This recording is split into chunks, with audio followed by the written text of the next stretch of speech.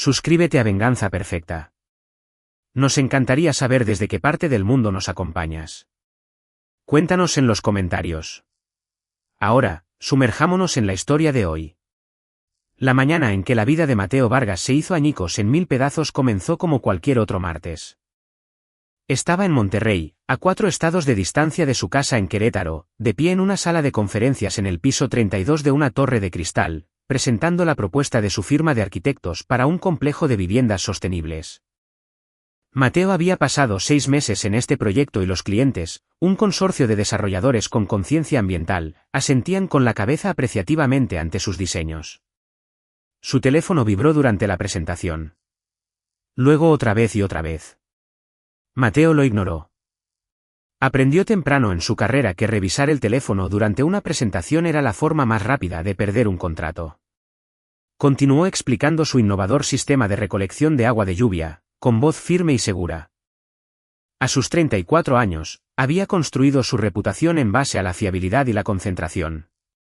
Nada desconcertaba a Mateo Vargas hasta que todo lo hizo. Cuando la reunión finalmente terminó con éxito, con apretones de manos y promesas de tener los contratos redactados para el viernes, Mateo revisó su teléfono. 17 llamadas perdidas, 9 de su vecino Pedro Durán, 3 del 911, 5 de números que no reconoció.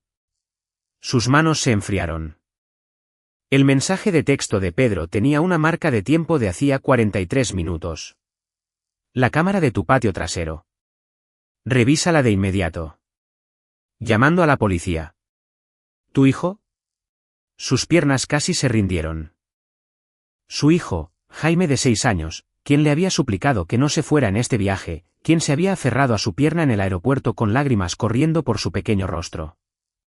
No me dejes con mamá y el abuelo Walter, había susurrado Jaime. Mateo lo había atribuido a la ansiedad por separación. Ahora ese susurro resonaba en su cráneo como un grito. Sus dedos temblaban mientras abría la aplicación de seguridad del hogar en su teléfono. Tenía cámaras por toda la casa y el patio, una precaución después de un robo 2 años atrás en su tranquilo suburbio de Querétaro. La transmisión de la cámara del patio trasero se cargó con una lentitud agonizante. Cuando apareció la imagen, el mundo de Mateo se detuvo. Su hijo estaba enterrado en el suelo hasta el cuello en la esquina más alejada del patio, cerca del roble. Solo una pequeña cabeza era visible, con tierra compactada alrededor de su garganta. El rostro de Jaime estaba de un rojo purpúreo, su boca abierta en un grito que Mateo no podía oír a través de la transmisión silenciosa. Sus ojos estaban desorbitados por el terror, las lágrimas abrían surcos en la tierra de sus mejillas. De pie a su alrededor en un círculo holgado había 9 personas. Mateo las reconoció a todas. Su suegro, Walter Herrera, de pie más cerca de Jaime con una cerveza en la mano. Su rostro estaba partido por una sonrisa que perseguiría las pesadillas de Mateo para siempre. Su esposa, Miranda García de Vargas, la hermosa y encantadora Miranda a quien había amado desde que se conocieron en una fiesta universitaria hacía 12 años. Sostenía su teléfono, mirando entre este y su hijo enterrado con una expresión de interés casual, como si estuviera cronometrando un asado en el horno. La madre de Miranda, Bárbara Montes, su hermano, Ulises Herrera, y la esposa de este, Sonia Rueda de Herrera. Los hijos adultos de Ulises de un matrimonio anterior, Agustín, de 23 años, y Marlene Herrera, de 21. La hermana de Miranda, Cecilia Mendoza, y su esposo, Lorenzo Muñoz. No, espera. Lorenzo era su vecino. Lorenzo fue quien le envió el mensaje. El cerebro de Mateo se estaba fragmentando, tratando de procesar lo imposible. Rebobinó la grabación con dedos temblorosos. La marca de tiempo mostraba que había comenzado hacía 37 minutos. Walter Herrera había estado cavando el hoyo mientras Ulises sostenía a Jaime, que ya estaba llorando. El audio estaba desactivado por defecto, pero Mateo podía ver la boca de su hijo formando la palabra papá una y otra vez. Habían desnudado a Jaime hasta dejarlo en calzoncillos. Luego Ulises y Walter lo forzaron a entrar en el hoyo. Jaime luchaba, su pequeño cuerpo se retorcía, y comenzaron a echar tierra de nuevo, compactándola alrededor de sus piernas, su cintura, su pecho. Los gritos de Jaime se volvían más desesperados a medida que la tierra alcanzaba su cuello. Walter se echó hacia atrás, admirando su trabajo. Dijo algo que hizo reír a los demás. Miranda sacó su teléfono. Mateo observó a su esposa de 10 años, la madre de su hijo, iniciar un cronómetro en su teléfono. Lo levantó para mostrárselo a los demás. Su boca se movió. Ha puesto 30 minutos. Estaban apostando sobre cuánto tiempo sobreviviría su hijo. Bárbara sacó su cartera. Cecilia hizo lo mismo. Estaban haciendo apuestas reales, pasando billetes a Ulises, que parecía estar recogiéndolos. Agustín tomó un sorbo de una lata de cerveza y dijo algo que hizo que Marlene le diera un puñetazo juguetón en el hombro. Estaban teniendo una fiesta mientras su hijo se asfixiaba. La siguiente parte de la grabación mostró lo que salvó la vida de Jaime. Pedro Durán apareció en la línea de la cerca que separaba sus propiedades, su rostro perdiendo todo color mientras observaba la escena. Tenía su teléfono fuera, llamando al 911, se dio cuenta Mateo. Entonces Pedro estaba trepando la cerca, gritando. Los miembros de la familia se volvieron hacia él con molestia, no con alarma. Walter agitó la mano con desdén, pero Pedro no se echaba para atrás. Saltó al patio y corrió hacia Jaime, empujando a Walter a un lado. Comenzó a cavar en la tierra compactada alrededor del cuello de Jaime con sus propias manos. Ulises agarró el hombro de Pedro, trató de apartarlo, pero Pedro lanzó un codazo que conectó con la nariz de Ulises. La sangre salpicó. Las mujeres gritaban ahora, no horrorizadas por lo que habían hecho, sino indignadas por la interferencia de Pedro. Bárbara de hecho intentó golpear a Pedro con su bolso. Luego, las sirenas de la policía llenaron el fondo. Luces rojas y azules reflejándose en la casa. Pedro siguió cavando, frenéticamente, sacando tierra del pequeño cuerpo de Jaime. Mateo observó a los oficiales entrar en su patio trasero, con las armas desenfundadas. Observó cómo apartaban a Pedro de Jaime e inmediatamente comenzaban a excavar alrededor de su hijo. Observó llegar a los paramédicos y levantar a Jaime del hoyo, su pequeño cuerpo inerte y cubierto de tierra. Observó cómo lo ponían en el césped y revisaban sus signos vitales mientras los oficiales esposaban a su esposa, a su suegro, a sus cuñados, a los 9. El vídeo terminaba ahí. La marca de tiempo mostraba que habían pasado 51 minutos desde que Walter comenzó a cavar hasta el momento en que los paramédicos sacaron a Jaime. Mateo se quedó de pie en la sala de conferencias de Monterrey, su teléfono resbalando de sus dedos entumecidos. Su colega, Arturo Zúñiga, lo atrapó antes de que cayera al suelo. Mateo. Por Dios. Pareces que te vas a desmayar. ¿Qué pasa? Mateo recuperó su teléfono e hizo 2 llamadas. La primera fue al 911 en Querétaro, aunque ya lo sabían. Un despachador le dijo que su hijo estaba siendo transportado al Hospital Infantil de Querétaro. Estable pero traumatizado. 9 personas estaban bajo custodia. El detective Martín Ferreira estaba manejando el caso. La segunda llamada fue a un hombre que Mateo había conocido hacía 3 años durante la peor semana de su vida. Un hombre que lo había ayudado con un problema que había requerido absoluta discreción y la voluntad de operar fuera de la ley. Un hombre que le había dicho a Mateo, si alguna vez necesitas algo, lo que sea, llámame. Te debo la vida. Ricardo el Chueco Cantú respondió al primer timbrazo. Vargas, ha pasado un tiempo. La voz de Mateo no sonaba como la suya. Era fría, plana, vacía. ¿Te necesito? ¿Qué pasó? Mateo se lo contó en 3 frases. Hubo un largo silencio. ¿Santo Cristo? La voz de Ricardo se había vuelto silenciosa. ¿Peligrosa? ¿Dónde estás? En Monterrey. Tomaré el próximo vuelo a casa. Arrestaron a 9 personas. Pero Ricardo. Sé lo que vas a pedir. Considéralo hecho. Todavía no sabes lo que estoy pidiendo. Sí, lo sé.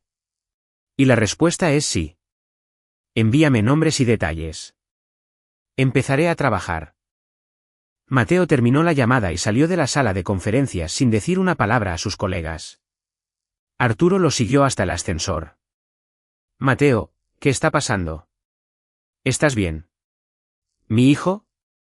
La voz de Mateo se quebró. Se recompuso, con una mano contra la pared del ascensor. Mi familia intentó matar a mi hijo. Por diversión. Por una apuesta. El rostro de Arturo se puso blanco. Oh, Dios mío. Necesito llegar a casa. ¿Puedes encargarte de los clientes? Olvida a los clientes. Veré. ¿Necesitas ayuda? ¿Necesitas? Necesito un vuelo. Mateo sacó su teléfono con manos temblorosas. El ascensor descendía y con cada piso, algo en él se endurecía. El shock se estaba quemando, reemplazado por algo más frío, algo que lo asustaba porque nunca había sentido nada igual. Siempre había sido el tranquilo, el arquitecto racional que resolvía problemas con planos y planificación, que creía en los sistemas, el orden y en hacer las cosas de la manera correcta. Pero no había una manera correcta de manejar esto. No había un plano para lo que vendría después. Para cuando llegó a la planta baja, Mateo Vargas había tomado una decisión. El sistema de justicia haría lo que pudiera. Y luego, cuando inevitablemente fallara, porque siempre lo hacía, él haría lo que fuera necesario. Su familia había enterrado vivo a su hijo. Él se aseguraría de que entendieran exactamente lo que se sentía. El vuelo a Querétaro duró 2 horas, más una escala de 2 horas en Ciudad de México. Fueron las 4 horas y media más largas de la vida de Mateo. Se sentó en el asiento 14A, mirando la pantalla en blanco del respaldo del asiento frente a él, viendo la grabación repetirse en su mente.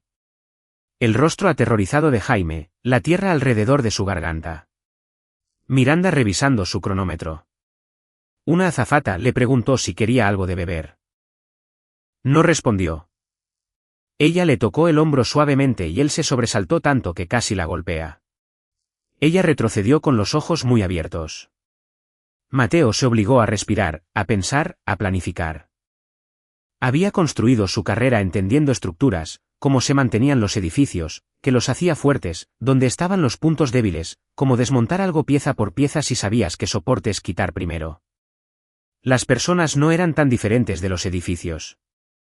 Todos tenían una base, y si sabías dónde aplicar presión, podías derribar cualquier cosa. Ricardo Cantú le envió un mensaje de texto. Hice un trabajo preliminar. Tu suegro tiene algunos pasatiempos interesantes. Llámame cuando aterrices. Pedro Durán le envió un mensaje de texto. Jaime está estable. Estoy en el hospital con él. No me dejan verlo, pero no me iré. Lo siento mucho, Mateo. Debería haber mirado por encima de la cerca antes. El detective Ferreira le envió un mensaje de texto. Señor Vargas, necesito que venga a la estación cuando llegue. Tenemos preguntas. Miranda le envió un mensaje de texto desde la cárcel. Todo esto es un gran malentendido. Jaime nunca estuvo en peligro. Necesitamos hablar. Mateo borró el mensaje de Miranda sin leer más allá de la primera línea. Nunca volvería a hablar con ella si pudiera evitarlo. Estaba muerta para él. Todos lo estaban. Pero los muertos aún podían sufrir. Él se aseguraría de ello. Cuando el avión finalmente aterrizó en el Aeropuerto Intercontinental de Querétaro a las 11:43 de la noche, Mateo fue directamente al hospital infantil. Mostró su identificación en la recepción y una enfermera lo llevó al pabellón de pediatría. Pedro estaba allí como lo había prometido, desplomado en una silla de la sala de espera. Parecía haber envejecido 10 años. Cuando vio a Mateo, se levantó rápidamente. Mateo. Por Dios. Lo siento tanto. Mateo lo abrazó. Pedro era la única razón por la que Jaime estaba vivo. Gracias. Gracias por ver, por llamar, por enfrentarlos. La voz de Pedro se quebró. Escuché risas. Estaba en mi patio haciendo una parrillada y escuché a gente reír y pensé que ustedes estaban teniendo una fiesta. Luego escuché a un niño gritar y miré por encima de la cerca y vi. Se detuvo, su mandíbula trabajando. ¿Qué clase de gente le hace eso a un niño? La clase que no se saldrá con la suya, dijo Mateo en voz baja. Pedro estudió su rostro. Mateo, conozco esa mirada. No hagas nada estúpido. Están todos en la cárcel. Deja que el sistema. El sistema les dará unos pocos años. Quizás Miranda afirme que fue una broma que salió mal. Walter conseguirá un buen abogado. Dirán que Jaime nunca estuvo en peligro real. Que lo habrían sacado antes de que pasara algo. Tú sabes cómo va esto, Pedro. Pedro lo sabía. Era defensor público. Manejaba casos penales todos los días. Sabía exactamente cómo iría esto. Incluso si va de esa manera, dijo Pedro con cuidado, no puedes tomar la ley en tus propias manos. Tienes que pensar en Jaime. Él necesita a su padre. Necesita a su padre para asegurarse de que esa gente nunca vuelva a hacerle daño. Un médico apareció antes de que Pedro pudiera responder. El doctor Manuel Durán, según su gafete, un especialista en trauma pediátrico con ojos amables detrás de gafas de montura de alambre. Señor Vargas, su hijo está preguntando por usted. La garganta de Mateo se cerró. ¿Cómo está? Físicamente, estará bien. Algunos moretones alrededor de su torso y cuello por la compresión, pero sin daño permanente en sus vías respiratorias o columna vertebral. Lo estamos monitoreando por shock y lo mantendremos en observación durante la noche. La expresión del doctor Durán se oscureció. Psicológicamente, sin embargo, necesitará una terapia extensa. Lo que experimentó fue un trauma severo. Sigue preguntando si su madre va a volver.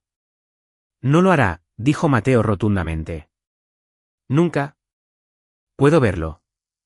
El doctor Durán lo llevó a una habitación privada donde Jaime estaba sentado en la cama. Su pequeño cuerpo empequeñecido por el equipo hospitalario a su alrededor. Tenía una vía intravenosa pegada a la mano. Su cuello estaba amoratado y tenía abrasiones en la cara por la tierra. Cuando Jaime vio a Mateo, su rostro se arrugó. Papá. Mateo cruzó la habitación en 3 zancadas y tomó a su hijo en brazos, con cuidado de la vía intravenosa. Jaime sollozó contra su pecho, sus pequeñas manos apretando la camisa de Mateo. Lo siento, papá. Lo siento. Traté de ser bueno, pero el abuelo dijo que era malo y que necesitaba aprender. No. La voz de Mateo era feroz. No hiciste nada malo. Nada.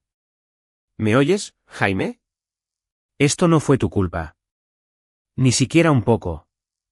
Pero mamá dijo. No me importa lo que dijo. Estaba equivocada. Estaba muy equivocada. Mateo abrazó a su hijo con más fuerza, sintió el corazón de Jaime acelerarse contra el suyo. Estás a salvo ahora. Te tengo. Nadie va a volver a hacerte daño. Jaime lloró hasta agotarse, aferrándose a Mateo como una persona que se ahoga a un salvavidas. Finalmente, sus sollozos se calmaron a hipidos, luego a respiraciones lentas y entrecortadas. Una enfermera le trajo leche tibia con miel. Mateo se quedó en la cama del hospital con Jaime acurrucado contra él, acariciando su cabello, murmurando palabras de consuelo hasta que Jaime finalmente cayó en un sueño intranquilo. El doctor Durán regresó con una trabajadora social, una mujer llamada Renata Campos, que tenía un trato gentil y ojos agudos. Señor Vargas, necesitamos discutir el cuidado de Jaime en el futuro. Dado lo que sucedió, los servicios de protección infantil estarán involucrados. Necesito hacerle algunas preguntas. Se trasladaron al pasillo, hablando en voz baja mientras una enfermera se sentaba con Jaime. ¿Estaba usted al tanto de algún abuso en su hogar?, preguntó Renata. No, Dios, no. Si lo hubiera sabido. Las manos de Mateo se cerraron en puños. Viajo por trabajo a veces. 2, 3 veces al mes. Miranda siempre parecía estar bien con Jaime. Su familia venía mucho, pero nunca vi nada que me preocupara. Eso no era del todo cierto, se dio cuenta con una claridad nauseabunda. Había habido señales, pequeñas cosas que había descartado. Hace 3 meses, Jaime se había encogido cuando Walter extendió la mano para alborotarle el pelo. ¿No te gustan las manos ásperas del abuelo? Miranda se había reído de ello. Hace 6 semanas, Mateo llegó a casa temprano de una inspección de obra y encontró a Jaime encerrado en su habitación, llorando. Castigado por contestar, había explicado Bárbara alegremente. El mes pasado, Jaime había hecho un dibujo en la escuela de personas de pie en un círculo. Cuando su maestra le preguntó quiénes eran, Jaime había dicho, mi familia jugando a un juego. La maestra pensó que era tierno. Ahora Mateo se preguntaba qué juego había presenciado Jaime. Se lo había perdido. Había estado tan concentrado en su carrera, en mantener a su familia, en tener éxito, que se había perdido los silenciosos gritos de ayuda de su hijo. Esto no fue su culpa, dijo Renata amablemente, leyendo su expresión. Los abusadores son hábiles para ocultar su comportamiento. Y por lo que me dijo la policía, esto pareció ser una escalada. Algo nuevo. ¿Cómo podría ser nuevo? La voz de Mateo se quebró. No decides de repente enterrar a un niño vivo por diversión.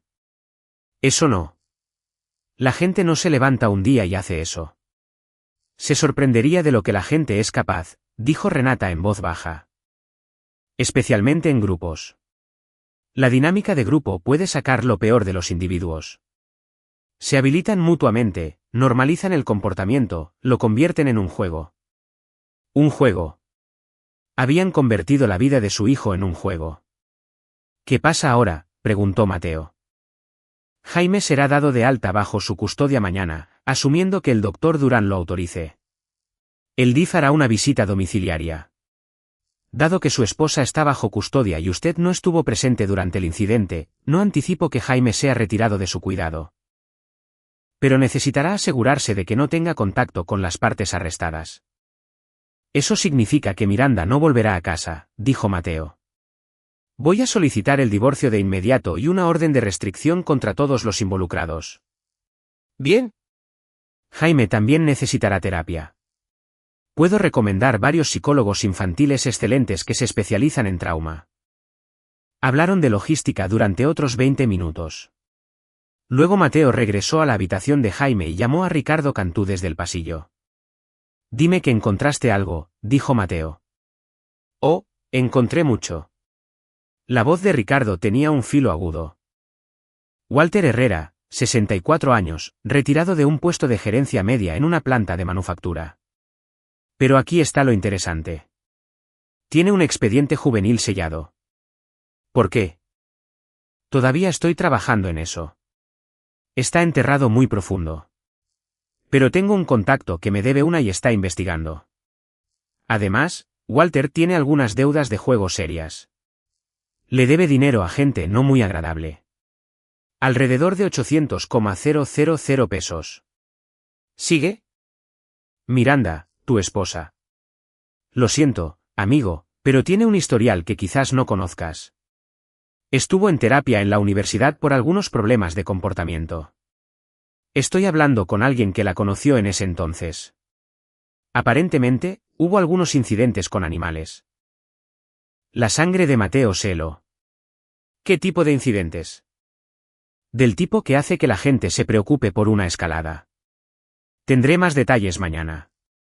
Ulises Herrera, su hermano, ha sido despedido de 3 trabajos en los últimos 5 años por acoso laboral. Tuvo un arresto por conducir ebrio hace 2 años que fue reducido. Su esposa Sonia.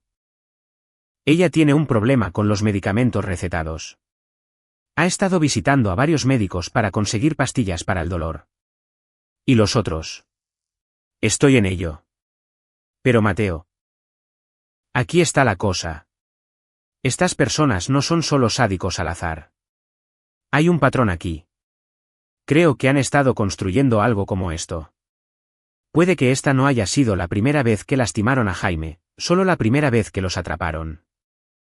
Mateo se apoyó contra la pared, la cabeza le daba vueltas. ¿Qué te hace decir eso? Porque la gente no coordina algo como esto. 9 personas, todas de acuerdo en torturar a un niño. A menos que lo hayan normalizado de alguna manera. A menos que hayan estado haciendo cosas más pequeñas, escalando gradualmente hasta que algo como esto parece aceptable dentro de su grupo. Ya sabes. Como en la dinámica de las sectas, en la violencia de las pandillas. Comienza pequeño. Mateo pensó en el dormitorio cerrado, en el respingo de Jaime, en los dibujos. Ricardo. Necesito saberlo todo. Cada crimen que hayan cometido, cada secreto que escondan, cada debilidad. ¿Puedes hacer eso? Ya estoy en ello. Pero Mateo, ¿qué estás planeando? Estoy planeando asegurarme de que paguen. ¿Por la vía legal o por la otra? Por la que funcione. Hubo una pausa. Estoy contigo, para lo que necesites. Esa gente se merece todo lo que les va a pasar. Pero hagámoslo con inteligencia. Tienes un hijo que criar. No puedes hacer eso desde la cárcel. Lo sé. Por eso te llamé. Tú sabes cómo hacer que las cosas sucedan sin dejar rastros. Lo sé. Pero esto es diferente a la última vez. La última vez estábamos exponiendo corrupción, llevando pruebas a las personas adecuadas. Esto suena a que quieres más que eso. Lo quiero, dijo Mateo en voz baja. Los quiero destruidos, no solo legalmente. Quiero que sus vidas sean desmanteladas pieza por pieza. Quiero que sientan exactamente lo que sintió Jaime. Indefenso, aterrorizado, enterrado vivo por la gente en la que confiaba. Enterrados vivos metafóricamente. Mateo no respondió. Está bien, dijo Ricardo después de un momento. Fingiré que no escuché eso. Pero sí, estoy dentro. Déjame hacer mi magia. Mientras tanto, tú concéntrate en tu hijo. Sé el buen padre. Déjame ser el malo. Ricardo, ¿por qué me estás ayudando? Te ayudé hace 3 años, pero esto va más allá de devolver un favor. Me ayudaste cuando mi hija estaba en problemas. Cuando ese fiscal iba a enterrarla por algo que no hizo. Encontraste la evidencia que demostró su inocencia. Le salvaste la vida, Mateo. Ahora está en la universidad. Feliz, segura. Y lo decía en serio. Si alguna vez necesitas algo. Ahí estoy. Esto califica. Después de colgar, Mateo se quedó en el pasillo del hospital durante mucho tiempo, mirando a la nada. Siempre había creído en hacer lo correcto, en seguir las reglas, en trabajar dentro del sistema. Había construido su carrera sobre cálculos precisos y una planificación cuidadosa, todo según el manual. Pero el manual no tenía un capítulo para esto. No había un plano para qué hacer cuando tu familia intentaba asesinar a tu hijo por entretenimiento. Así que escribiría su propio capítulo, dibujaría su propio plano, construiría algo que el mundo nunca había visto antes. Una trampa tan perfecta, tan ineludible, que las 9 personas que enterraron a su hijo pasarían el resto de sus vidas deseando no haber nacido. Regresó a la habitación de Jaime y se metió con cuidado en la cama del hospital junto a su hijo dormido. Jaime se movió, buscándolo incluso en sueños. Te tengo, susurró Mateo. Y voy a arreglar esto. ¿Lo prometo? En la oscuridad, Mateo Vargas comenzó a planificar. El sol de la mañana atravesaba las persianas del hospital en ángulos agudos, iluminando la pequeña figura de Jaime todavía acurrucada contra el pecho de Mateo. Una enfermera entró para revisar los signos vitales, moviéndose en silencio, su expresión se suavizó cuando los vio. ¿Cómo durmió? Susurró. ¿En qué? Pesadillas. Mateo había estado despierto durante todas ellas, abrazando a Jaime a través de cada gemido, cada sobresalto.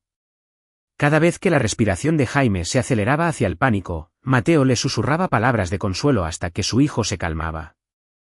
El doctor Durán apareció más tarde con los papeles del alta y referencias a 3 psicólogos infantiles. Quiero ver a Jaime de vuelta aquí en una semana para un seguimiento. Antes si nota algún síntoma preocupante, dificultad para respirar, ansiedad severa, disociación. ¿Qué es disociación? Preguntó Jaime desde la cama, su voz pequeña. Es cuando tu cerebro intenta protegerte de los recuerdos aterradores haciéndote sentir muy lejos de ellos, explicó el doctor Durán amablemente. Como verte a ti mismo desde fuera de tu cuerpo. Me sentí así ayer, dijo Jaime en voz baja. Cuando estaba en el hoyo. Era como si estuviera viendo a otra persona. Un niño pequeño que se parecía a mí, pero no era realmente yo. El doctor Durán y Mateo intercambiaron miradas sombrías. Al mediodía, estaban en casa. Mateo entró en el camino de entrada de su casa colonial de 2 pisos en el tranquilo suburbio de Querétaro y sintió como si estuviera llegando a la escena de un crimen, lo cual, suponía, era. El patio trasero todavía estaba acordonado con cinta policial. Podía ver el hoyo desde el camino de entrada. La tierra amontonada a su lado. El roble proyectando sombras sobre la tierra removida como una lápida. Jaime también lo vio. Su pequeña mano se apretó en la de Mateo. Ya no quiero ir al patio trasero. No tienes que hacerlo. Nunca más si no quieres. ¿Podemos rellenar el hoyo?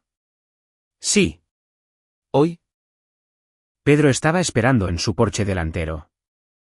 Ayudó a llevar las cosas de Jaime adentro mientras Mateo acomodaba a su hijo en el sofá con caricaturas y su animal de peluche favorito, un oso llamado Capitán Patitas. En la cocina, Pedro habló en voz baja. El detective me llamó esta mañana. Todos serán procesados esta tarde. Conozco al defensor público que maneja algunos de ellos, Tomás Barroso. Es bueno, pero este caso es una pesadilla. La evidencia es irrefutable. Las cámaras lo captaron todo. ¿De qué se les acusa? Intento de homicidio, abuso infantil, conspiración, poner en peligro el bienestar de un niño. Múltiples cargos para cada persona. La fiscalía les está echando todo el peso de la ley. Este va a ser un caso importante. Ya está en las noticias. Mateo sacó su teléfono y buscó. Los titulares le revolvieron el estómago. Familia arrestada después de enterrar vivo a niño de 6 años en juego perturbador. 9 miembros de una familia acusados en caso de tortura infantil. Suburbio de Querétaro conmocionado por arresto por abuso infantil. Los artículos tenían su dirección, sus nombres. El estómago de Mateo se contrajo. Publicaron donde vivimos. Lo sé. Podrías considerar quedarte en otro lugar por un tiempo. Habrá medios de comunicación, manifestantes, curiosos. Esto es. Es sensacionalista de la peor manera. Mateo miró hacia la sala de estar donde Jaime estaba acurrucado con Capitán Patitas, con los ojos vidriosos, sin ver realmente la televisión. No puedo desarraigarlo de nuevo. Necesita estabilidad. Su propia habitación, sus cosas. Entonces déjame ayudarte a instalar algo de seguridad.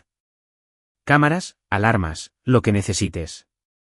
Y si alguien llega a la puerta, no abras. No hables con los medios. No hables con nadie sobre el caso. Pasaron la tarde instalando cámaras adicionales y cerrojos. Un cerrajero vino y cambió todas las cerraduras. Mateo ya había decidido que Miranda nunca volvería a poner un pie en esa casa. Sus cosas podían pudrirse allí por lo que a él le importaba. A las 3, el detective Martín Ferreira llegó con otro detective. Se sentaron en la sala de estar mientras Jaime jugaba en su habitación de arriba, aunque Mateo mantuvo la puerta abierta y podía oírlo moverse. Ferreira era un hombre de unos 50 años con el pelo cano y ojos cansados que habían visto demasiado. Señor Vargas, necesito hacerle algunas preguntas sobre su situación familiar. Mateo les contó todo sobre la familia de Miranda, con qué frecuencia los visitaban, las pequeñas señales que había pasado por alto.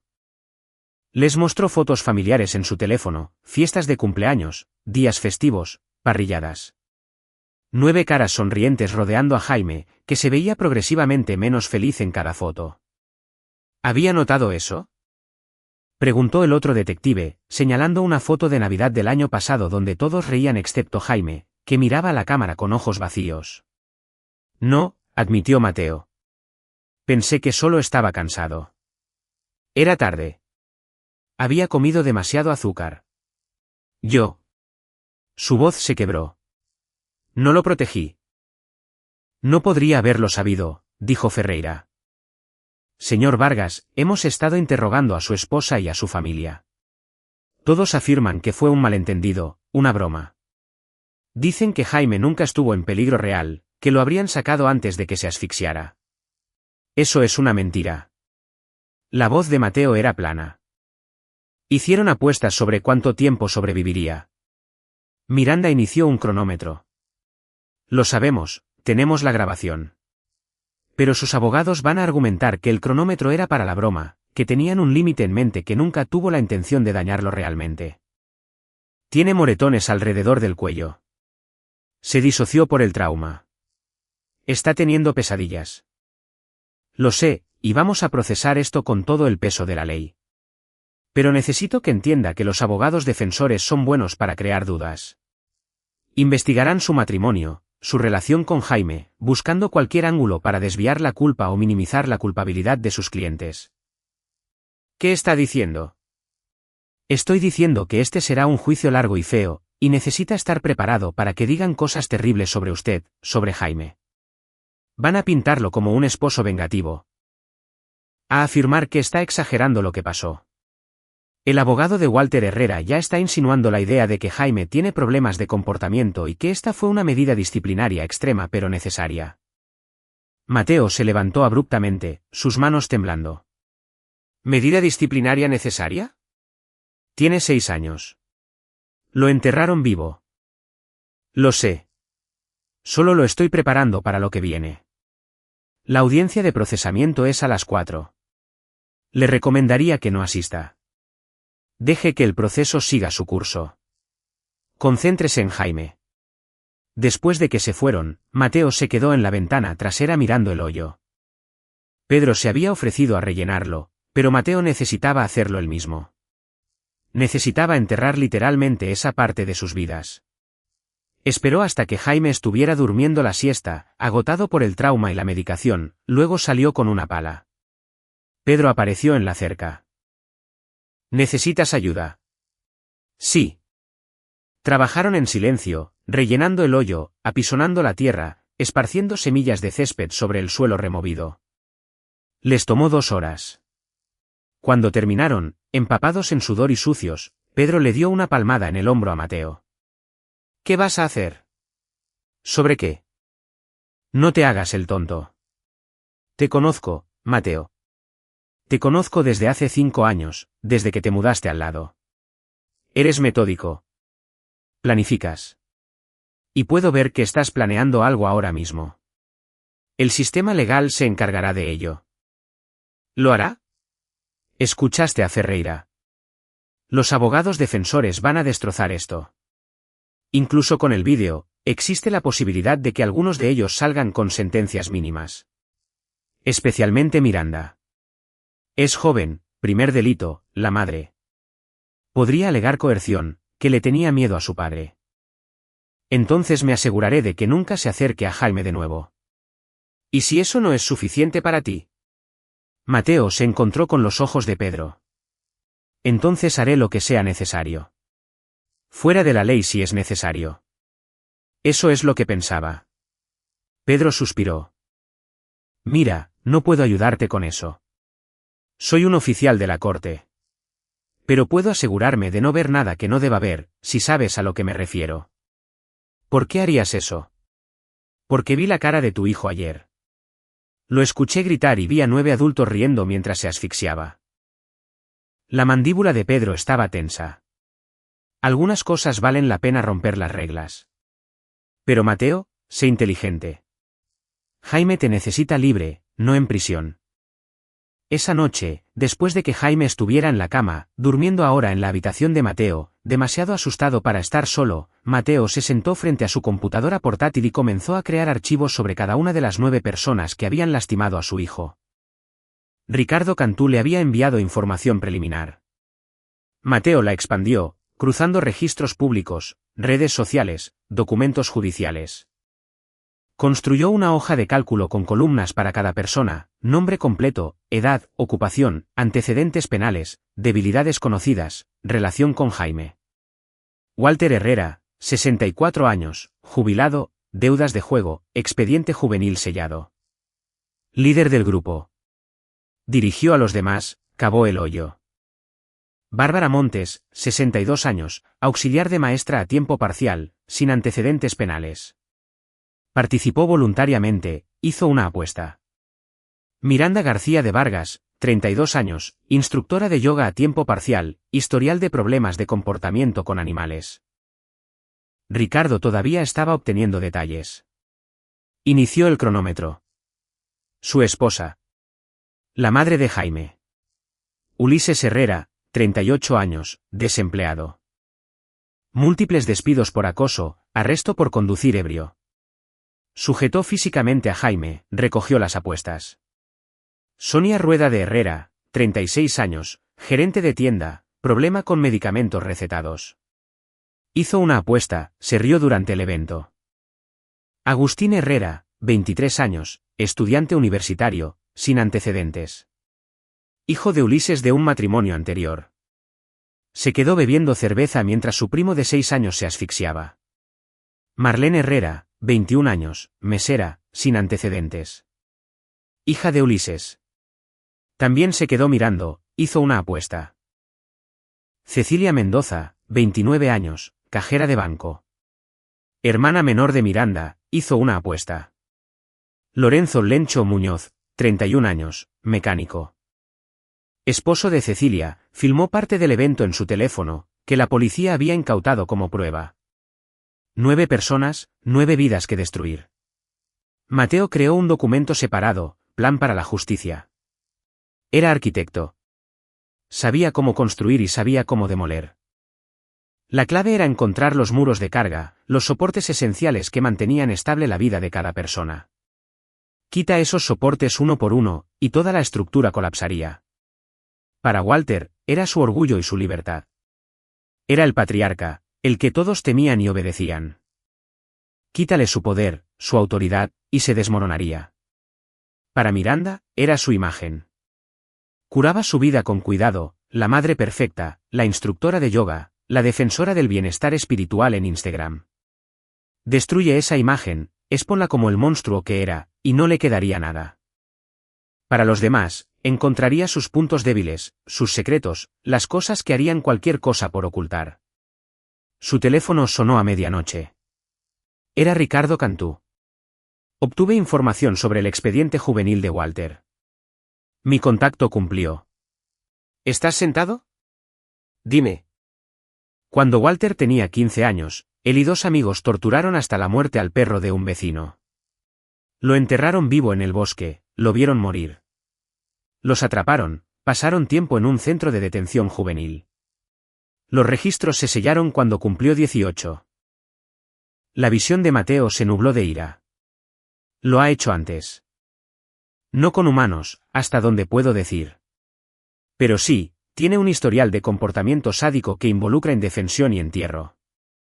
La psicología encaja. Probablemente vio a Jaime como una escalada. Su siguiente nivel. Y Miranda. Todavía estoy trabajando en eso. Pero encontré algo más. Cecilia Mendoza, la hermana de Miranda. Está desfalcando en su banco. No mucho. Unos pocos miles aquí y allá, pero es suficiente para encerrarla. Cree que está siendo cuidadosa, pero está dejando un rastro de 1 kilómetro de ancho. ¿Puedes probarlo? Puedo conseguir pruebas. La pregunta es, ¿qué quieres hacer con ellas? Mateo miró su documento de plan. Una idea se estaba formando. Quiero usarlo, dijo lentamente. No para entregarla, para controlarla. Si sabe que tenemos pruebas, hará cualquier cosa para mantenerlo en secreto, incluyendo testificar contra los demás. ¿Quieres voltearla, hacer que se vuelva contra su propia familia? Sí. Eso es frío, Vargas.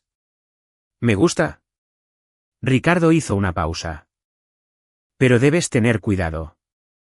Si sabe que la estás chantajeando, podría ir a la policía. No si lo hacemos bien. No si piensa que tiene la oportunidad de salvarse sacrificando a los demás. Hablaron de estrategia durante otra hora. Para cuando colgaron, tenía la primera pieza de su plan en su lugar. Cecilia Mendoza sería su cuña. La usaría para romper el frente unificado de la familia, para que diera testimonio sobre la dinámica familiar, sobre el control de Walter sobre todos, sobre la participación de Miranda. A cambio, le ofrecería un trato privado, fuera del sistema legal. No entregaría las pruebas de su desfalco si ella cooperaba plenamente. Era manipulación. Era chantaje. Era profundamente antiético. Y a Mateo no le importaba. Esa gente había enterrado vivo a su hijo. La ética había muerto en ese hoyo junto con la inocencia de Jaime. Durante los siguientes 3 días, Mateo cayó en una rutina. Las mañanas eran para Jaime. Desayuno, conversación amable, comenzando a reconstruir el sentido de seguridad de su hijo. El doctor Durán los había referido a una psicóloga infantil llamada doctora Violeta Rosas, que se especializaba en trauma. Jaime tenía su primera cita programada para la semana siguiente. Las tardes eran para la batalla legal. Mateo contrató al mejor abogado de divorcios de Querétaro, un tiburón llamado Ernesto Noriega, que echó un vistazo a las pruebas y prometió que Miranda no vería ni un peso ni un minuto de custodia. Este es el caso más claro que he visto en mi vida, dijo Ernesto. El juez le otorgará la custodia total, probablemente una orden de restricción permanente. Tendrá suerte si no pierde todos los derechos parentales. Quiero que los pierda, dijo Mateo. Completamente. Para siempre. Presionaremos para ello. Mateo también contrató a una abogada penalista para que representara sus intereses como víctima en el caso contra los 9 acusados. Martín Ferreira le había advertido que los juicios podrían llevar un año o más, con múltiples audiencias, mociones, retrasos. No tengo un año, le dijo Mateo a su abogada, una mujer astuta llamada Juana Cervantes. Mi hijo tiene 6 años. Cada día que esa gente no es castigada es otro día que él se pregunta si volverán por él. Presionaré para un juicio rápido. Pero, señor Vargas, necesita prepararse para la posibilidad de acuerdos de culpabilidad. La Fiscalía podría ofrecer sentencias reducidas a cambio de declaraciones de culpabilidad. Especialmente para los miembros más jóvenes de la familia que pueden argumentar que seguían las órdenes de Walter. Sin acuerdos. Quiero juicios. Los quiero en el estrado, en el registro, admitiendo lo que hicieron. Ese es su derecho como víctima a solicitarlo. Pero en última instancia, es la decisión de la Fiscalía. Las noches eran para planificar la venganza. Ricardo Cantú llamaba todas las noches con actualizaciones. Había compilado archivos detallados sobre los 9 acusados, completos con finanzas, secretos y vulnerabilidades. Las deudas de juego de Walter eran peores de lo que se había informado originalmente. Debía 1,400,000 pesos a un corredor de apuestas con conexiones con el crimen organizado.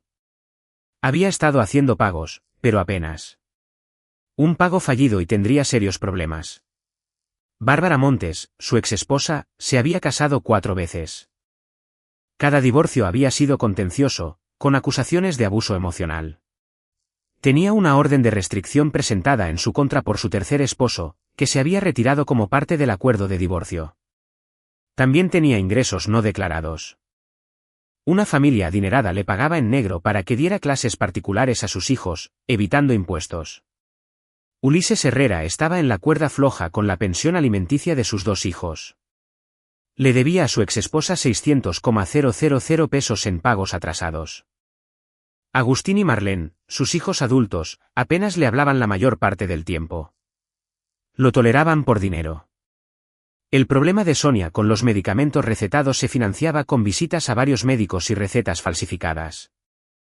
Ricardo tenía pruebas de que había visitado a 5 médicos diferentes en 6 meses obteniendo recetas superpuestas de opioides. Lorenzo Muñoz, el esposo de Cecilia, tenía una novia. Había estado engañando a Cecilia durante 8 meses con una mujer llamada Luisa Montero de su taller mecánico. Ricardo tenía fotos, textos, recibos de hotel. Y sobre Miranda, Ricardo había encontrado la información sobre sus años universitarios.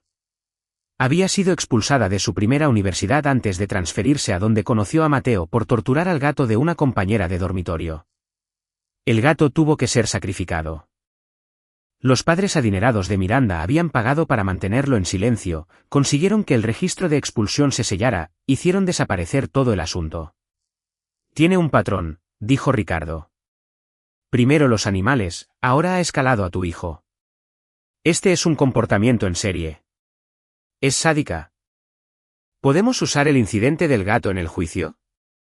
Depende. Su abogado intentará bloquearlo como perjudicial e irrelevante, pero si podemos establecer un patrón de comportamiento, mostrar una escalada, podría entrar. Juana Cervantes debería presionarlo. Mateo agregó toda esta información a sus archivos. Su plan estaba tomando forma. El cuarto día después del rescate de Jaime, Mateo hizo su primer movimiento. Hizo que Ricardo le enviara un paquete a Cecilia Mendoza a su trabajo, el banco donde estaba desfalcando. Dentro había una memoria USB que contenía pruebas de su robo, junto con una nota, sé lo que hiciste. No solo a Jaime. Todo. Llama a este número esta noche a las 10 de la noche sola. Si no lo haces, esto va a la policía mañana. El número era de un teléfono desechable que Mateo había comprado en efectivo. A las 10 de la noche en punto, sonó. Hola, Cecilia, dijo Mateo. Su voz era tranquila, controlada. Mateo, sonaba aterrorizada. ¿Qué es esto? ¿Qué quieres? Quiero que entiendas tu situación. Participaste en la tortura de mi hijo. Hiciste una apuesta sobre cuánto tiempo sobreviviría. Te quedaste allí y lo viste asfixiarse. No fue así. Walter nos obligó. No me mientas. Eres una adulta. Tomaste decisiones. Y ahora vas a enfrentar las consecuencias. Pero aquí está la cosa, Cecilia. Tienes opciones. ¿Qué opciones? La evidencia en esa USB prueba que has estado robando de tu banco. Alrededor de 180,000 pesos en los últimos 18 meses. Eso es desfalco grave. Combinado con los cargos de abuso infantil, te enfrentas a un mínimo de 20 años. Ella comenzó a llorar. Por favor, lo devolveré. Estaba desesperada. Me recortaron las horas. Lorenzo no gana lo suficiente. No me importan tus excusas. Aquí está tu opción. Testificas contra los demás. Dices la verdad sobre Walter, sobre cómo organizó esto, sobre la participación de Miranda, sobre todo. Le das a la fiscalía una declaración completa. Cooperas completamente. Y a cambio, no entrego esta evidencia. ¿Me estás chantajeando? Sí. Podría ir a la policía, decirles que me estás amenazando. Podrías, pero entonces libero la evidencia del desfalco y lo pierdes todo. Además, todavía te procesan por lo que le hiciste a Jaime. De esta manera tienes la oportunidad de salvarte. ¿Por qué harías esto? Me odias.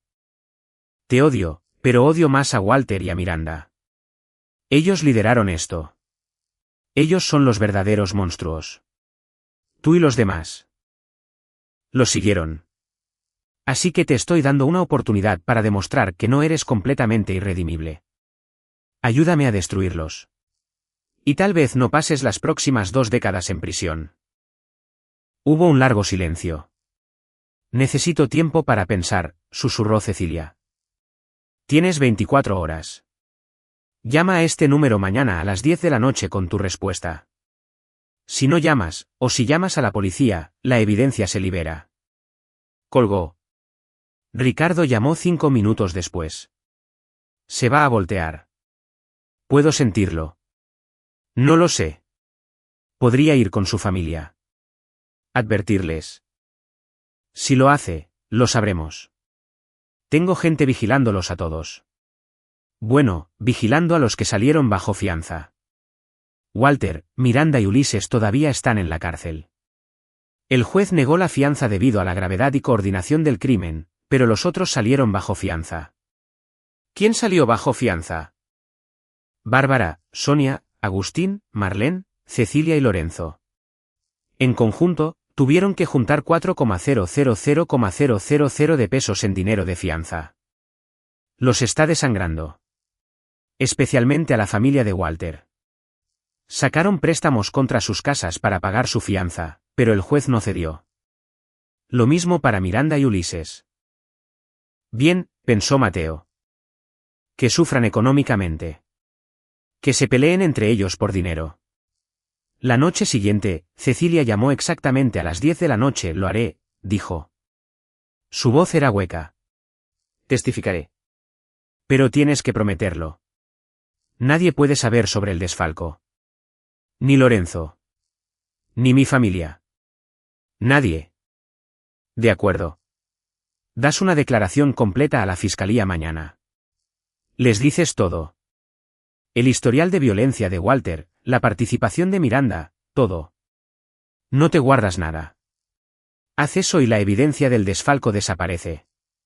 ¿Cómo sé que cumplirás tu palabra? No lo sabes.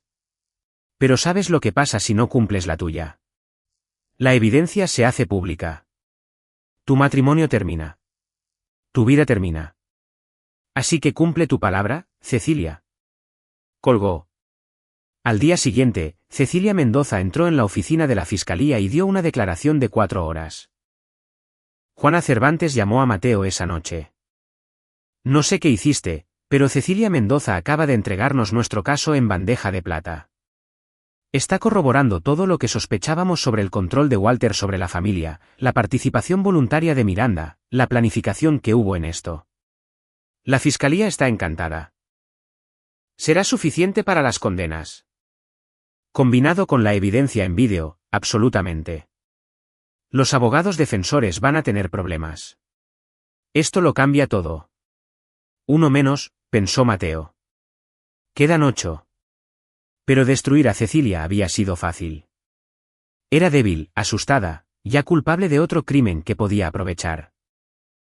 Los otros serían más difíciles. Y Walter, Miranda y Ulises, los 3 principales que habían orquestado todo. Serían los más difíciles de todos. Pero Mateo tenía tiempo. Tenía recursos. Tenía a Ricardo Cantú. Y lo más importante, tenía motivación. Cada noche, abrazaba a su hijo durante las pesadillas. Cada mañana, veía a Jaime luchar para desayunar, para jugar, para sentirse seguro en su propia casa. Esa era toda la motivación que necesitaba. La familia que había enterrado vivo a su hijo estaba a punto de aprender lo que se sentía ser destruido lenta y metódicamente. Y a diferencia de ellos, Mateo no lo convertiría en un juego. Lo convertiría en una forma de arte. 2 semanas después del incidente, llegó la audiencia preliminar. Mateo se sentó en la galería de la sala del tribunal viendo a los 9 acusados entrar uno por uno, esposados. Walter se movía como un rey destronado pero desafiante, con los hombros hacia atrás, los ojos escaneando la habitación con una ira apenas contenida. Cuando su mirada se posó en Mateo, hubo un destello de algo oscuro y desafiante, como si dijera, tú comenzaste esta guerra. Miranda no lo miraba. Mantenía la cabeza baja, su cabello caía hacia adelante para ocultar su rostro, interpretando el papel de la mujer avergonzada y rota. Era una actuación. Mateo había vivido con ella durante 10 años. Conocía todas sus actuaciones. Este era su personaje de víctima vulnerable, diseñado para ganarse la simpatía del juez y el jurado. Ulises Herrera se burló del fiscal cuando leyó los cargos. Los miembros más jóvenes de la familia, Agustín, Marlene, Cecilia, Lorenzo, todos parecían aterrorizados y disminuidos. Sonia lloraba dramáticamente. Bárbara se sentó con el rostro de piedra, sin mostrar ninguna emoción. La jueza, una mujer severa llamada Honorable Constanza Benítez, revisó los cargos con visible disgusto. Intento de homicidio, abuso infantil agravado, conspiración, poner en peligro el bienestar de un niño y restricción criminal. He revisado la evidencia presentada por la Fiscalía, incluyendo grabaciones de vídeo que solo puedo describir como profundamente perturbadoras. Los abogados defensores hicieron sus mociones, reducciones de fianza para los que aún estaban detenidos, juicios separados para cada acusado, supresión de la evidencia en vídeo por ser perjudicial, evaluaciones psicológicas para los acusados. La jueza Benítez denegó la mayoría de ellas. La evidencia en vídeo es central en este caso y no será suprimida. En cuanto a juicios separados, dada la naturaleza coordinada de este crimen, me inclino a juzgar a los principales acusados juntos.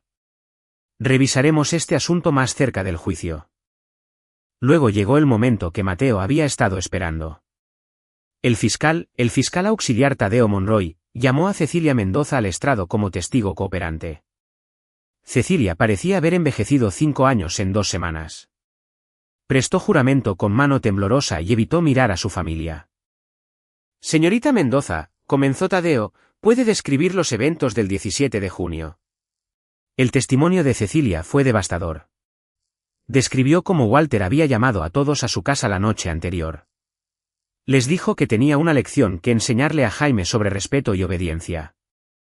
Como Miranda había apoyado el plan con entusiasmo, diciendo que Jaime necesitaba aprender consecuencias reales. Como todos habían acordado reunirse en la casa de Mateo y Miranda al día siguiente mientras Mateo estaba de viaje. ¿Alguien se opuso a este plan?, preguntó Tadeo. Yo lo hice. La voz de Cecilia se quebró. Dije que sonaba peligroso.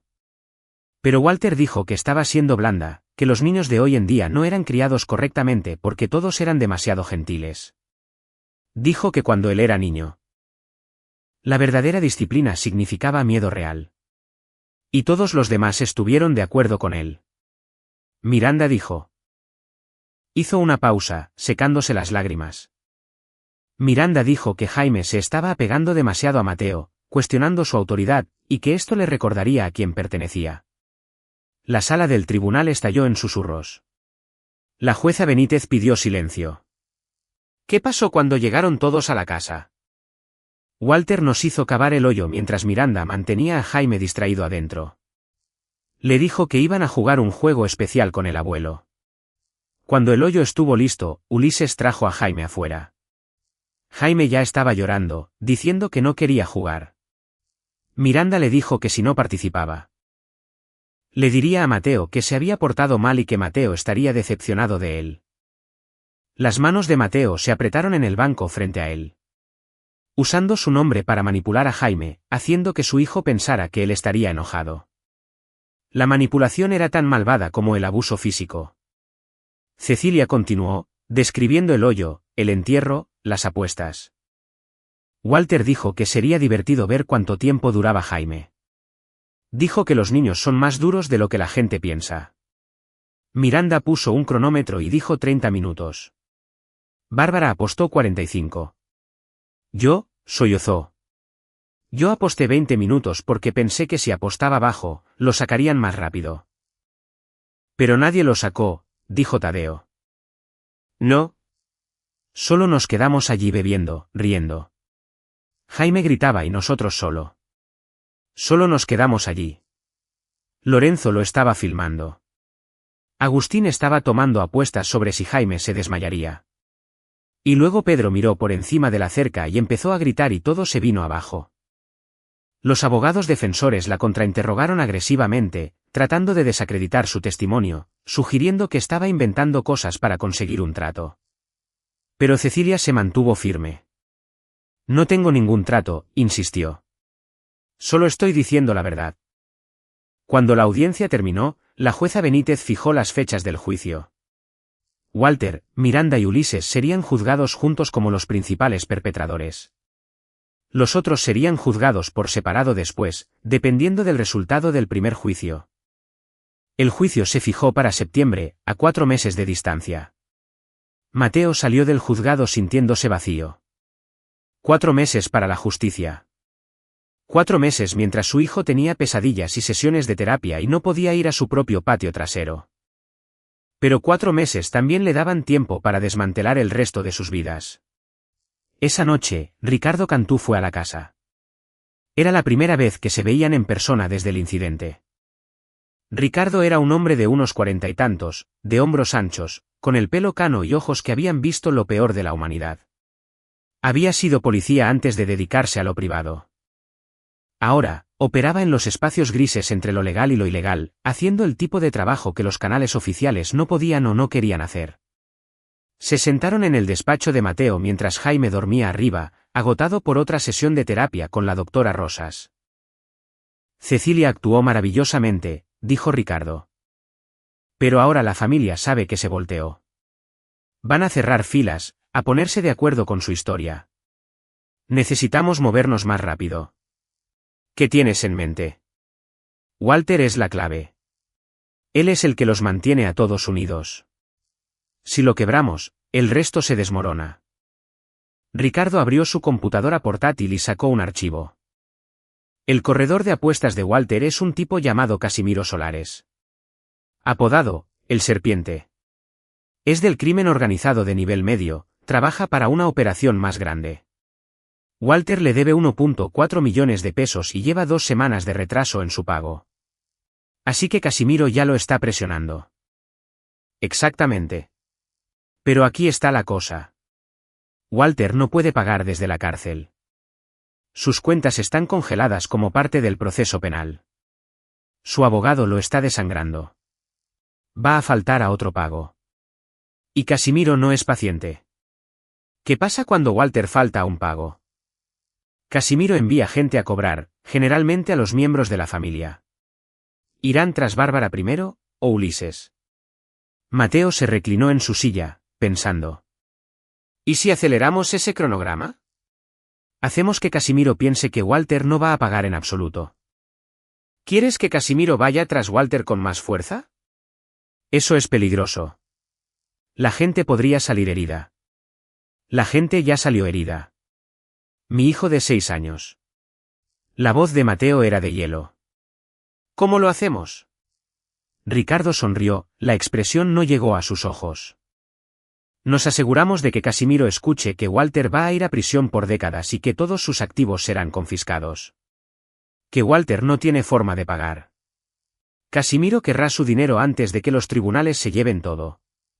¿Puedes hacer que eso suceda? Conozco a un tipo que conoce a un tipo. Puedo plantar la información. Pero Mateo, si Casimiro envía cobradores tras la familia de Walter, podrían hacer un daño serio. ¿Es eso lo que quieres? Mateo pensó en Jaime en el hoyo. En Walter riendo, con una cerveza en la mano. En Miranda iniciando su cronómetro. Sí, dijo en voz baja. Eso es exactamente lo que quiero. Durante la semana siguiente, Ricardo trabajó sus conexiones. La información fluyó a través de las redes criminales como el agua. Casimiro el Serpiente escuchó a través de fuentes fiables que Walter Herrera se enfrentaba a 50 años, que sus activos serían confiscados, que los 1.4 millones de pesos nunca llegarían. Casimiro envió a 2 hombres a la casa de Bárbara Montes un jueves por la noche. Mateo lo supo porque Ricardo tenía a alguien vigilando. La confrontación fue breve pero ruidosa. Bárbara llamó a la policía, que arrestó a los 2 hombres por allanamiento y amenazas, pero el mensaje fue enviado. Walter, al enterarse del incidente desde la cárcel, hizo una llamada desesperada a Casimiro, prometiendo que pagaría tan pronto como saliera bajo fianza. Casimiro le dijo que el tiempo se había acabado. Quería 700,000 pesos de inmediato o las cosas empeorarían. Walter no tenía 700,000 pesos. Ya no. Sus intentos de fianza habían agotado sus recursos. Así que Walter hizo algo desesperado. Intentó que Miranda sacara dinero de sus cuentas conjuntas, pero el abogado de Mateo, Ernesto Noriega, ya había congelado todos los activos matrimoniales como parte del proceso de divorcio. Miranda no podía acceder a nada. Walter luego recurrió a Ulises, que no tenía nada. Ulises recurrió a su exesposa en busca de ayuda con la deuda, y ella se rió en su cara. Estás solo, idiota. No has pagado la pensión alimenticia en 2 años. La familia se estaba fracturando. La presión financiera estaba resquebrajando su unidad. Ricardo pasó a la siguiente fase. La infidelidad de Lorenzo Muñoz fue fácil de exponer. Ricardo le envió a Cecilia un sobre anónimo que contenía fotos de Lorenzo con Luisa Montero. Con fecha y hora de los últimos 8 meses. Recibos de hotel. Mensajes de texto hablando de dejar a Cecilia. Cecilia se enfrentó a Lorenzo esa noche. La pelea fue espectacular. Los vecinos llamaron a la policía por un disturbio doméstico. Lorenzo se mudó. Cecilia, ahora abandonada por su esposo y condenada al ostracismo por su familia por testificar, cayó en una espiral de depresión. Dejó de ir a trabajar. El banco comenzó a hacer preguntas sobre discrepancias en las cuentas. Entró en pánico y cometió errores, tratando de cubrir su robo anterior, pero solo lo hizo más obvio. El banco inició una investigación interna. Mateo no tuvo nada que ver. El propio pánico de Cecilia la había expuesto. En una semana, fue despedida y el banco estaba considerando presentar cargos. Cecilia llamó al teléfono desechable, sollozando. Dijiste que no liberarías la evidencia. Lo prometiste. No liberé nada, dijo Mateo con sinceridad. Te descuidaste y te expusiste. Eso no es mi culpa. Van a procesarme. Te ayudé y ahora lo estoy perdiendo todo. Te ayudaste a ti misma. Elegiste testificar para reducir tu propia responsabilidad. No finjas que esto fue altruista. Hizo una pausa. Pero Cecilia, todavía puedes ayudarte más. El banco aún no ha presentado cargos. Si les dices que devolverás todo, que entrarás en un programa de pago, podrían no procesarte. No tengo el dinero. Entonces consíguelo de tu familia. No me ayudarán. No después de que testifiqué. Entonces supongo que entiendes cómo se sintió Jaime. Solo, indefenso, enterrado. Colgó. La siguiente era Sonia Rueda de Herrera. Ricardo había documentado su fraude de recetas, pero en lugar de entregarlo a las autoridades, envió copias a su empleador, una gran cadena minorista con estrictas políticas de drogas. Sonia fue despedida en cuestión de días. Llamó a Ulises desde un teléfono público, gritando que lo estaba perdiendo todo. Ulises, ahogado en sus propios problemas, le dijo que lo resolviera ella misma. Su matrimonio, ya tenso, colapsó. Sonia se mudó, solicitó la separación. Agustín y Marlene Herrera, los hijos adultos de Ulises, fueron más fáciles de quebrar porque eran débiles. Participaron no por sadismo, sino por cobardía, demasiado asustados para enfrentarse a Walter, demasiado moralmente en bancarrota para proteger a un niño. Ricardo se encargó de que sus empleadores recibieran pistas anónimas sobre su participación en el caso de abuso infantil. Ambos fueron despedidos. Sus redes sociales se inundaron de acusaciones y amenazas. Agustín fue expulsado de sus clases universitarias por manifestantes. El apartamento de Marlene fue vandalizado con abusadora de niños pintado en la puerta. Ambos intentaron voltearse, ofreciendo testificar contra Walter y Miranda, pero la fiscalía ya tenía el testimonio de Cecilia. No tenían nada nuevo que ofrecer. Uno por uno, las 9 personas que torturaron a Jaime estaban siendo aisladas, quebradas y destruidas. Pero Mateo no estaba satisfecho. Los otros eran daños colaterales. Quería que los 3 principales sufrieran más. Walter, Miranda y Ulises. Y tenía planes especiales para ellos. 3 meses antes del juicio, Ricardo se presentó ante Mateo con una oportunidad. Walter salió bajo fianza, dijo. Casimiro finalmente le dio una prórroga después de que Walter prometiera ceder su casa. Pero Walter está fuera ahora, quedándose con Bárbara. Eso es un error. Debería haberse quedado en la cárcel donde es seguro. ¿Seguro de qué? Mateo sonrió y no fue una expresión agradable. ¿Seguro de mí? Mateo, escucha. Sé lo que estás pensando, pero si lo tocas, si algo le pasa, te conviertes en el malo. La defensa te pintará como desquiciado, violento. Perjudicará el caso de la fiscalía. No voy a tocarlo. Voy a hacer que se destruya a sí mismo. Ricardo se inclinó hacia adelante. Te escucho. Walter es un narcisista. Toda su identidad se basa en ser el patriarca, el que tiene el control. Necesita que la gente le tema y le obedezca. ¿Qué le pasa a un narcisista cuando pierde todo el control?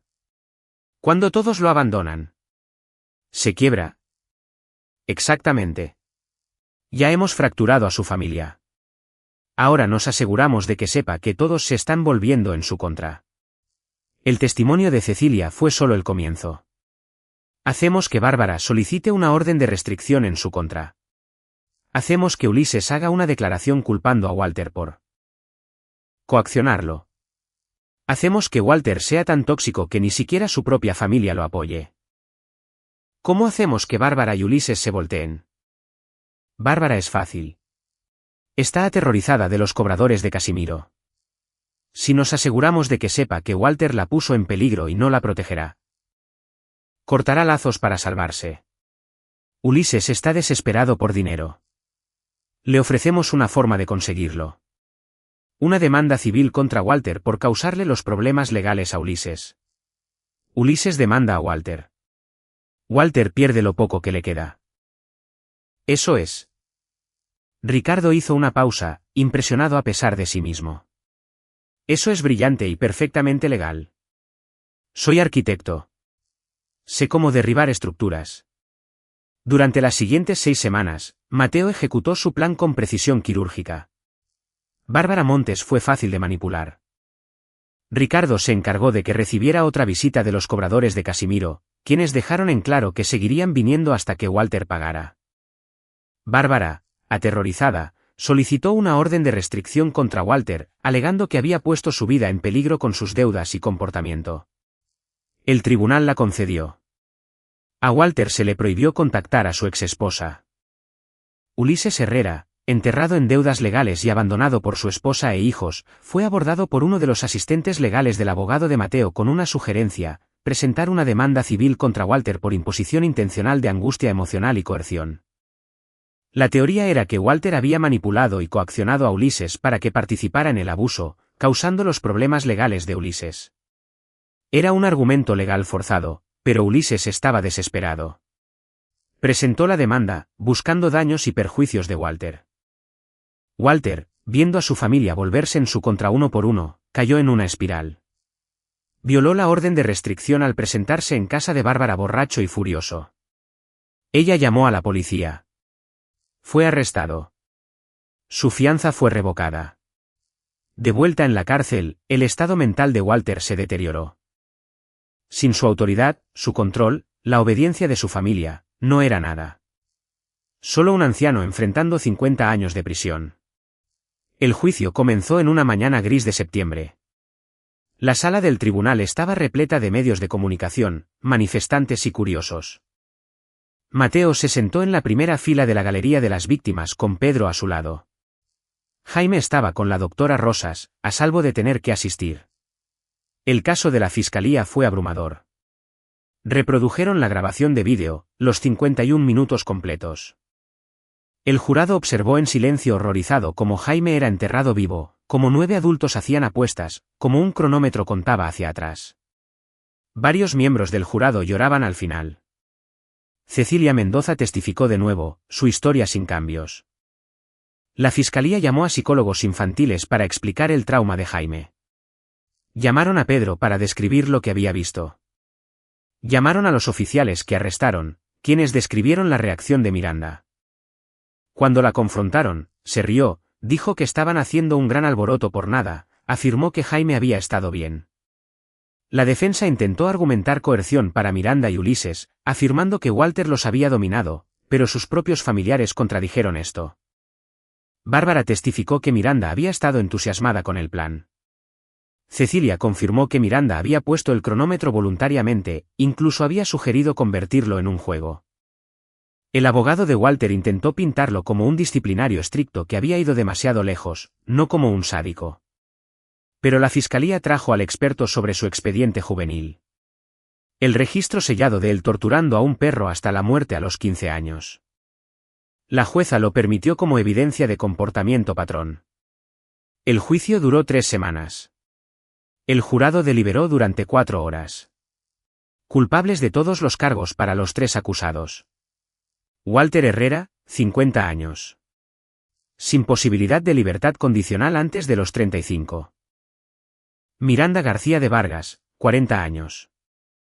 Sin posibilidad de libertad condicional antes de los 28. Ulises Herrera, 35 años. Sin posibilidad de libertad condicional antes de los 25. Los otros 6 acusados serían juzgados el mes siguiente, pero sus resultados eran casi seguros después de las condenas principales. Mateo se sentó en la sala del tribunal mientras se leían los veredictos, sin sentir nada. Ni satisfacción, ni alivio, solo un cálculo frío y vacío. Habían obtenido justicia, justicia legal. Pero no era suficiente. Fuera del juzgado, los reporteros lo rodearon. Dio una breve declaración. Mi hijo está a salvo ahora. Eso es todo lo que importa. Se ha hecho justicia. Pero mientras conducía a casa con Jaime, Mateo pensó en los años que esas personas pasarían en prisión. ¿Estarían aislados? Sí. ¿Castigados? Sí. Pero, ¿entenderían realmente lo que le habían hecho a Jaime? ¿Sentirían el mismo terror, la misma impotencia? No, y por eso Mateo aún no había terminado. La prisión era un castigo, pero no era venganza. Y Mateo Vargas se había prometido venganza. 3 meses después del juicio, Mateo recibió una carta reenviada por su abogado. Era de Miranda, escribiendo desde el centro penitenciario para mujeres. Mateo, sé que no querrás leer esto, pero necesito decirlo de todos modos. Lo siento. Sé que eso no significa nada ahora. Pero lo estoy. Estaba enferma. Estaba tan enferma y ni siquiera me di cuenta hasta que estuve sentada en esa celda sola pensando en lo que había hecho. Amo a Jaime. Todavía lo amo. Es mi hijo. Lo que hice, lo que hicimos. No fue por no amarlo. Fue por algo roto dentro de mí. Algo que ha estado roto desde que era joven. Desde antes de conocerte. He estado viendo a una psiquiatra aquí. Dice que tengo trastorno de personalidad antisocial. Que no proceso las emociones de la manera en que lo hace la gente normal. Que veo a las personas, incluso a mi propio hijo, como objetos para ser controlados y probados. No espero perdón. Sé que no lo merezco. Pero quiero que sepas que estoy tratando de entender lo que hice, por qué lo hice. Y quiero que le digas a Jaime que su madre lo siente. Y que nada de esto fue su culpa. Espero que esté bien. Espero que sea feliz. Espero que me olvide por completo. Miranda.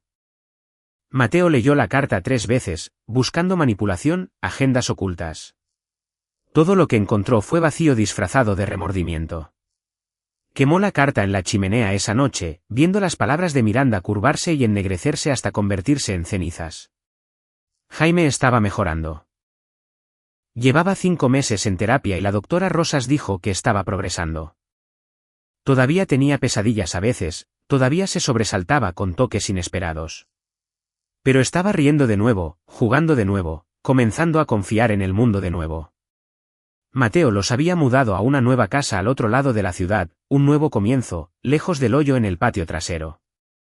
Pedro los había ayudado a mudarse, se había mantenido como amigo a través de todo.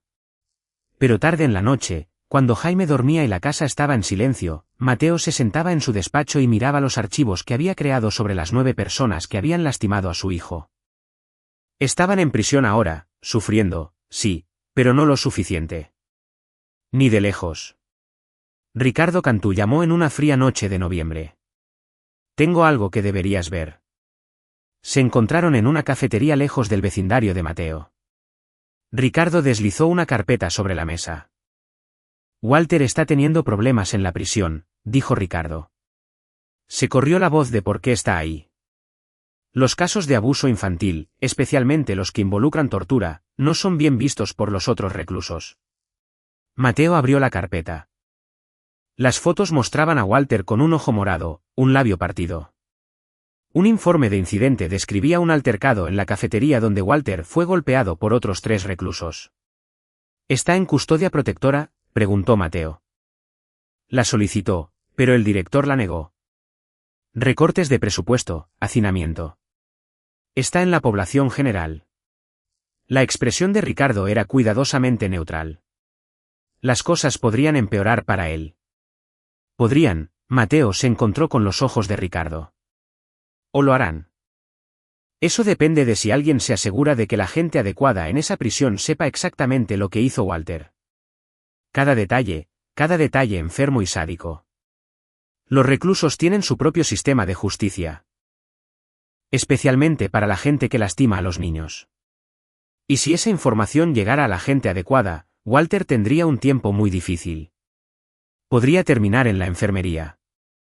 Podría terminar demasiado asustado para salir de una celda. Podría terminar con una esperanza de vida muy corta. Mateo cerró la carpeta.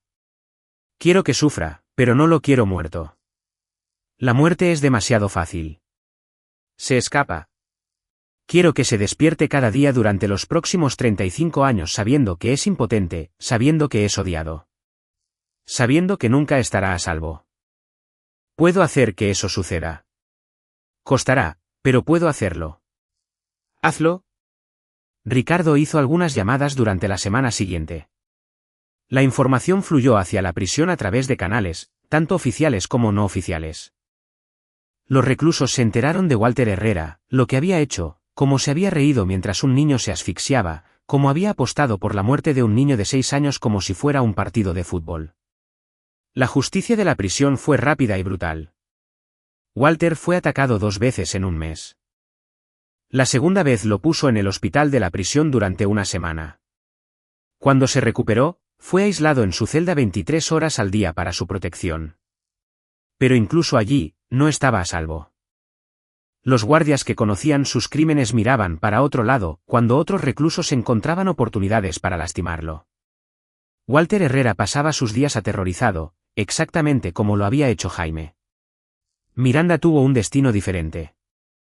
Las prisiones de mujeres manejaban a las abusadoras de niños con menos violencia, pero con un tipo especial de ostracismo. Fue rechazada, aislada, privada de las pequeñas amabilidades que hacían la vida en prisión soportable. Nadie le hablaba. Nadie se sentaba con ella. Existía en silencio y sola. Le escribió a Mateo una y otra vez. Él nunca respondió.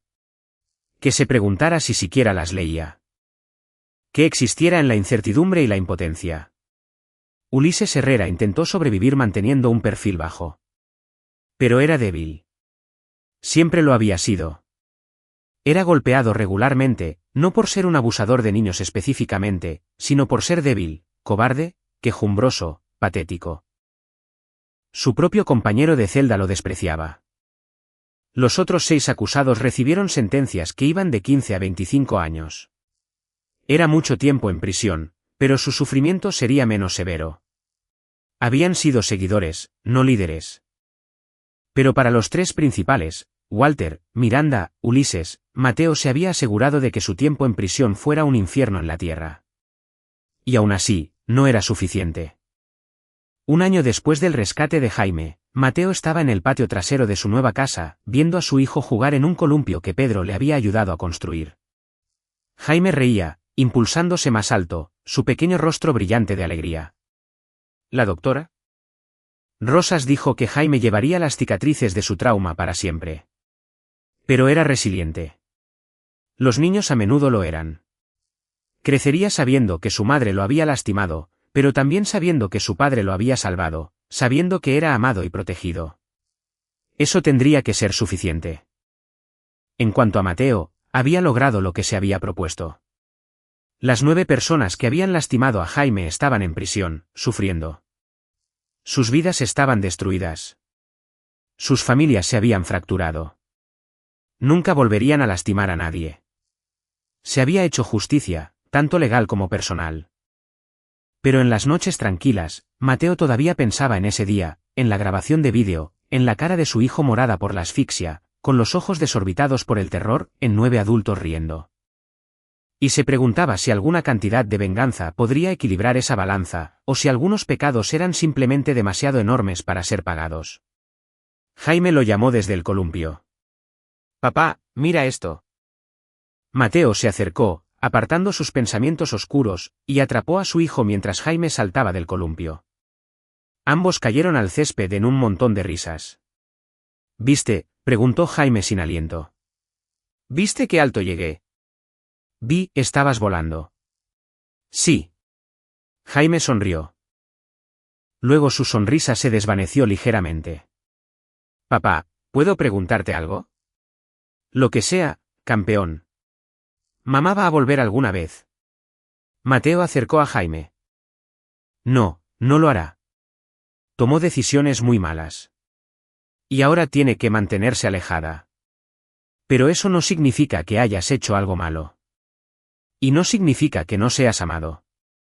Me tienes a mí. Tienes a la doctora Rosas.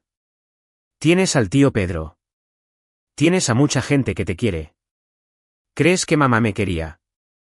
Creo que intentó hacerlo de la única manera que sabía, pero no fue suficiente. No estaba bien. Se encontró con los ojos de Jaime.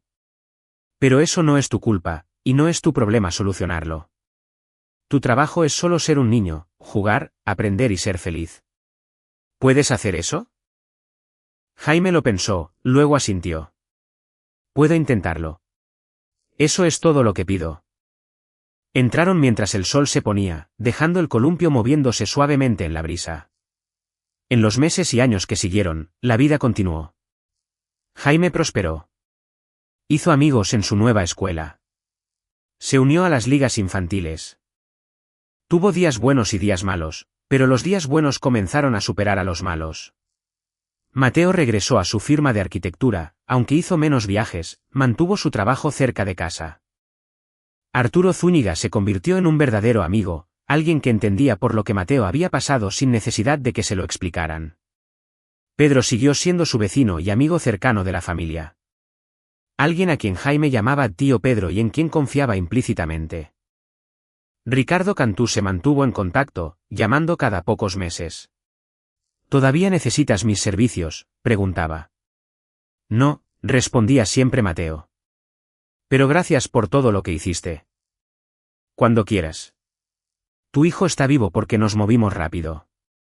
Y esa gente está sufriendo porque nos movimos con inteligencia. Sin remordimientos. Los 9 acusados cumplieron sus sentencias de diversas maneras. Walter Herrera pasó 15 años en prisión antes de morir de un ataque al corazón a los 79 años. Murió solo, sin que nadie lo llorara, habiendo sido atacado 43 veces durante su encarcelamiento. Los ataques lo dejaron físicamente destrozado y psicológicamente destrozado. Sus últimos años los pasó en una silla de ruedas, aterrorizado de cada sombra. Miranda García de Vargas cumplió 28 años antes de ser elegible para la libertad condicional. Se la negaron 3 veces. Cuando finalmente fue liberada a los 60 años, era una cáscara vacía de la mujer que había sido. Murió 2 años después, sola en un apartamento barato, por una sobredosis que el forense dictaminó como accidental pero que podría haber sido suicidio. Nunca dejó de escribirle a Mateo.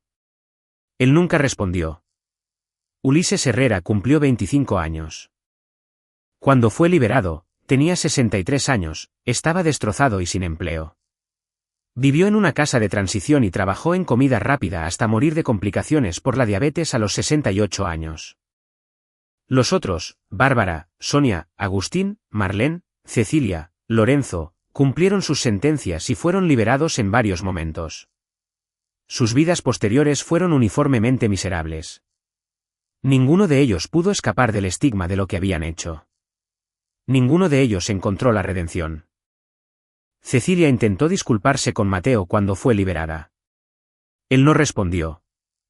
Se suicidó 5 años después.